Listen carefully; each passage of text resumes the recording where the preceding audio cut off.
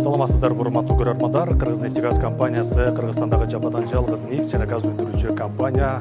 Бишкек шаарында аталган компания инвестициялык форум өткөрүүдө. Форумдун алкагында чет өлкөлүк инвесторлор менен иштешүү пландарын макулдашуу жана ошондой эле компаниянын жакынкы жылдар аралыгында өнүгүү планынын боюнча сүйлөшүүлөрдү жүргүзөт. Бүгүн форумдун жүрүшү боюнча сиздерге айтып бермекчибиз.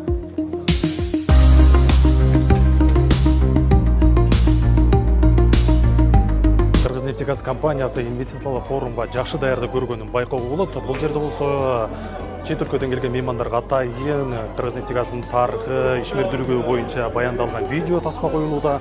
Ал эми бул жакта болсо фотозона жана чет өлкөдөн келген меймандарды, чет өлкөдөн келген Кытай, Россия өлкөсүнөн жана башка бир катар өлкөлөрдөн келген конокторду каттоо жумуштары жүрүп жаткан мезгили. Учурда форумду чагылдырган бир катар мамлекеттик жана жеке телеканалдар келген. Биздин жетекчилерден маалыматтын жеткиликтүүлүгүн камсыздоо багытында азыр интервьюларды алып жаткан учуру.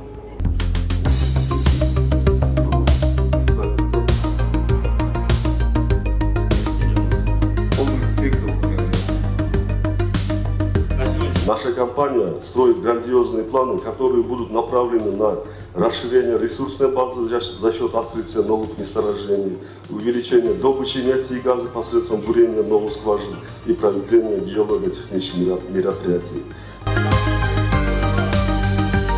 Россия, Өзбекстан, Казакстан, Татарстан, Кытай мамлекеттеринен келген бир катар инвесторлор келгени белгилүү болду. 120дан ашык инвесторлор азыр залда отуруп толук кандуу маалыматтар менен таанышууда. Ишкананын жетекчиси Нургазы Нурланов сөз сүйлөп, мында келген инвесторго толук кандуу бир маалыматтарды берип өттү.